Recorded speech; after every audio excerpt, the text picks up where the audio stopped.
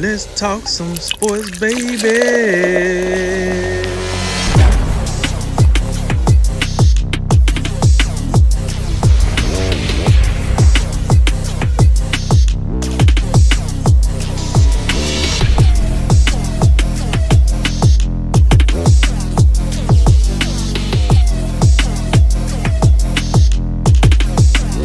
And remember, make tomorrow better than today and make today better than yesterday.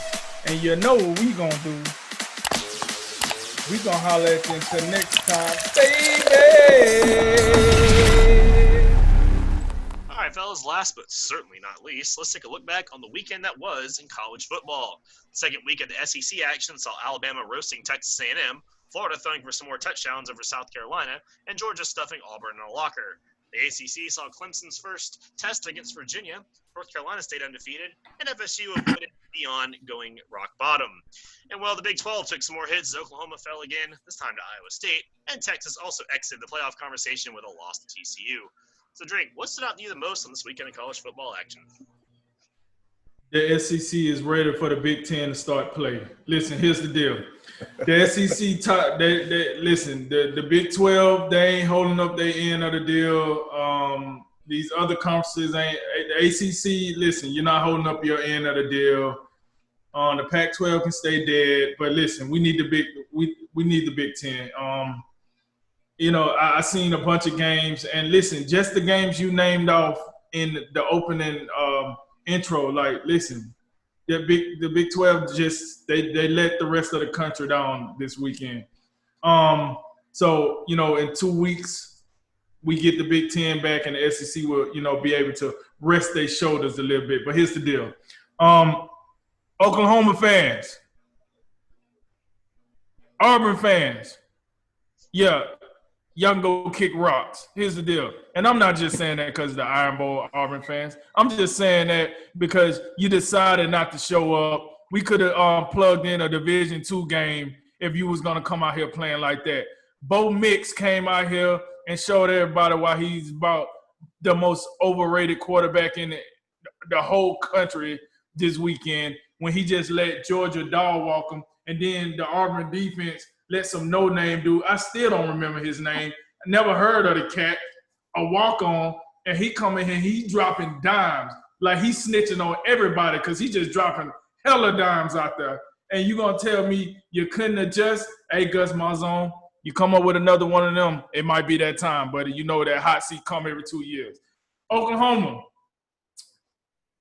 y'all must want Lincoln Riley to head to the NFL. I'll tell you right now, my theory is Lincoln Riley, he's coming sooner than later. He's coming to the NFL. Just no way this guy, his name. It ain't far down the road.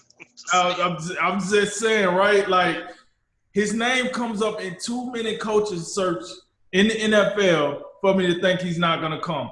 And let me tell you what, you want to go out here and lose to Kansas State one week and then Iowa State the very next week? Hey, keep it up. Keep it up. Hey, my man to go out here and pull, hey, I'm out. Interim coach, you got it, man. I'm out of here. Woo, yep. Load up the jet. This ain't it. You're supposed to be a powerhouse. You're supposed to be a playoff team every year. Not this year, you ain't. Oh yeah, next week, that high-powered Red River rivalry. Woo! Oklahoma versus Texas, one of the best rivalries in college football.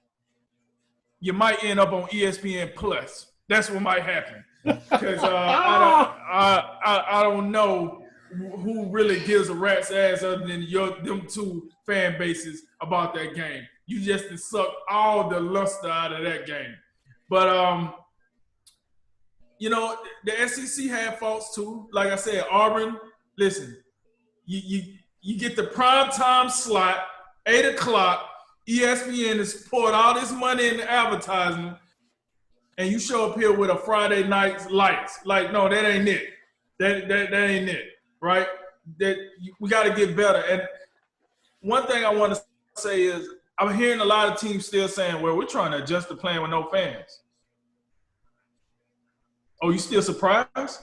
You still surprised that, it's not a full house? Speaking of full house, hey, somebody need to talk to Georgia and see if they comply to the COVID guidelines, because that stadium was a little raucous out there, and it looked pretty full to your boy. I'm just saying, it got pretty long, and when the cameras panned out to the fans, the seats didn't look like they had that big of gaps in between them. I'm just going to throw that out there. I ain't snitching, but it looked a little funny out there.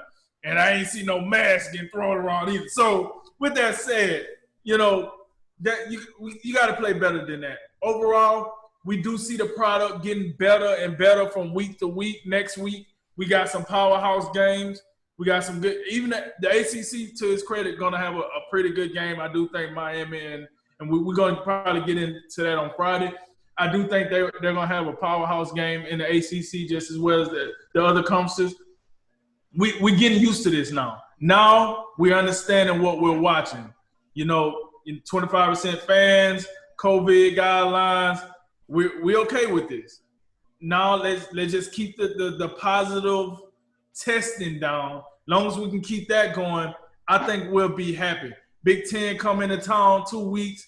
Once we get them back in the fold, college football will feel more like it's fully back, because we don't give a rat's ass about the Pac-12 unless you stay in that part of the United States. It is what it is.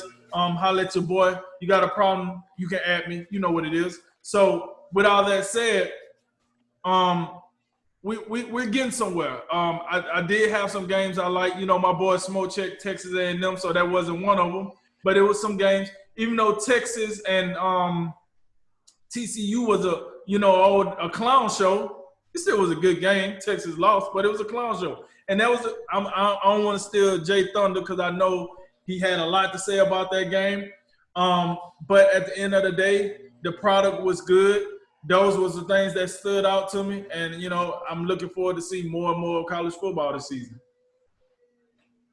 Yeah, I guess I'll threw me out there based on the head shake that, I got some thoughts on Texas and TCU. Let's start off with a couple of quick hits before we get to the main event on my end. I think I've about had it with Texas A&M. I really have. They get these, and I know part of it is the Big Ten and being late to the party, and the Pac-12 being super late to the party, and they're going to show up late. No one's going to care. But Texas A&M, what will they rank? Top 15 to start the season, and then of course, the first major test they get, and they just get, I don't even know what word to even use. They get just absolutely destroyed by a superior Alabama team. I don't know. I guess it's just going to be, a 7-5 type season for Jimbo Fisher every year until they get sick of it and say, well, goodbye. This was cool, but we would like to be a little bit better than we were under Kevin Sumlin. That's kind of where we hired you. And that's not the case right now. I don't see it. Could you at least be competitive? You have to get beat by 4 touchdowns every time you play Alabama. Is that too much to ask? Maybe it is. Anyway. Be like that. As you say, the Big 12, let me get the Big 12 real quick. Pulling up what I wanted to pull up, as you mentioned it. This was here it is. This game, Texas and TCU had 26 penalties. I don't know. It was one of the worst games I have seen. This game, it was the longest game I've ever seen. It was like a 4.5-hour game. They were at one point, 10 minutes left in the third quarter, and it felt like other games that had started at noon were like midway through the fourth. That's how slow the game was going. Not only with penalties, but the referees would stop the game every 3 minutes to review something because they didn't know what they were doing out there. So that was terrible. And then you're right.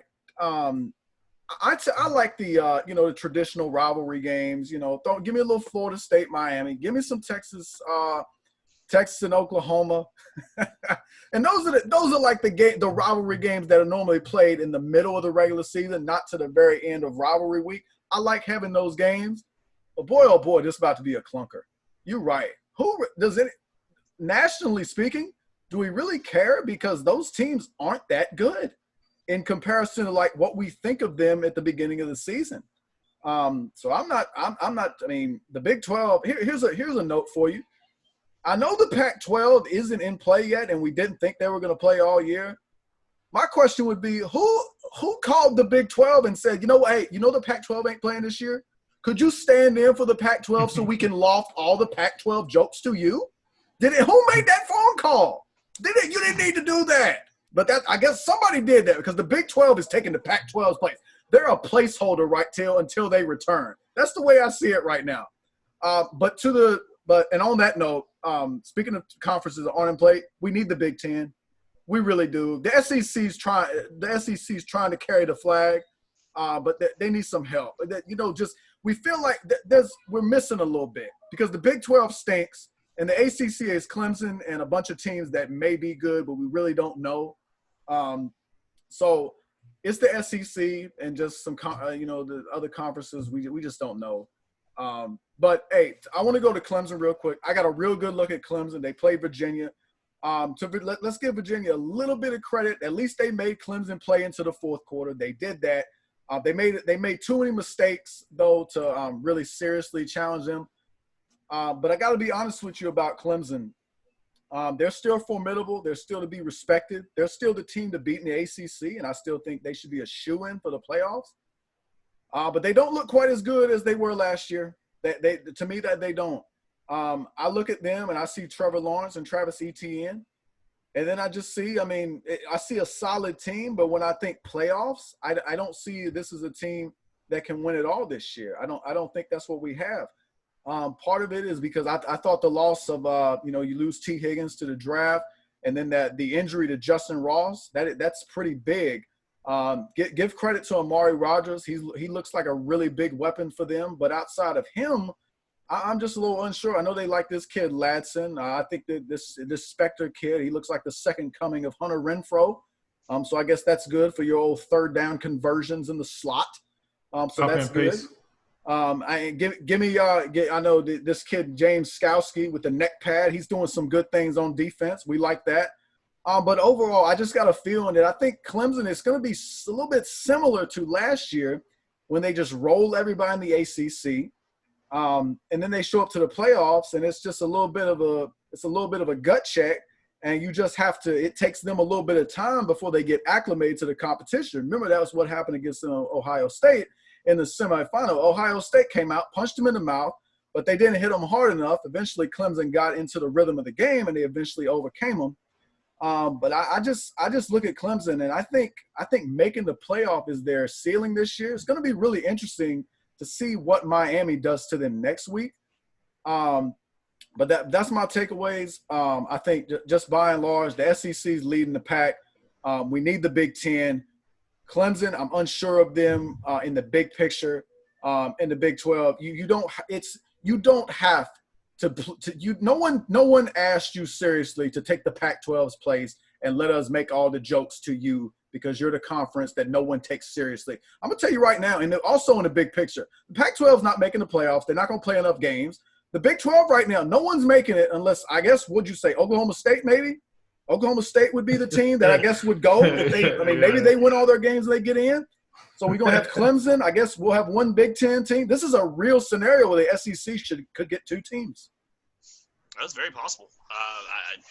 You got to think if maybe Clemson were to stumble, they could get up to 3. I mean, you got just another SEC tournament going on.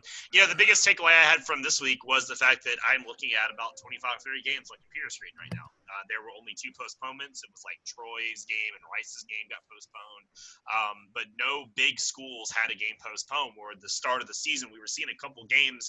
Virginia Tech had a pretty decent one postponed. There was some other major schools, that were stumbling with this. And while the NFL is starting to have to start their dance around COVID, so far, all things considered, college football is rolling along pretty well. Now we have, 2 conferences and we allege a third one playing. And we're going to get the 4th one here soon. It looks like things are, for now, are rolling along pretty well in spite of all the Rona hysteria that's crept back up. But, as far as the games go, a couple quick hits. Like you said, I watched some of that Clemson game as well. And I really want to see Trevor Lawrence this season without some of these other weapons to see how he progresses and how he kind of changes his game. Because it's still a lot of just, here, Travis, run away with this, and it's not – I want to see him make some NFL throws. I think a lot of NFL teams are really this year going to go, okay, just we're taking first overall. I also look at, like you said, Jimbo Fisher getting just drugged. I mean, They didn't pay you $100 million for that, man. You can go win 7 games at Florida State. You get a statue right now. But, you know, the A&M, they didn't pay you to do that. I mean, they paid you to at least show up.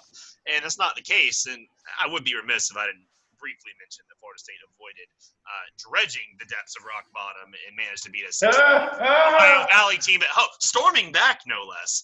So good on them. They get to get drug again against Notre Dame next week. Boy, there's a lot of work doing tally, guys. It's bad, I tell you. Florida's really impressive. The Gators are really impressive. I mean, the Florida defense is is a good. little They're looking good. suspect. Kyle Trask throwing 10 touchdowns in 2 games. He's what'd you say during pre-show? He's leading the Heisman race right now. Kyle Pitts, best tight end in the nation. Kadarius Toney is electric with the ball in his hands.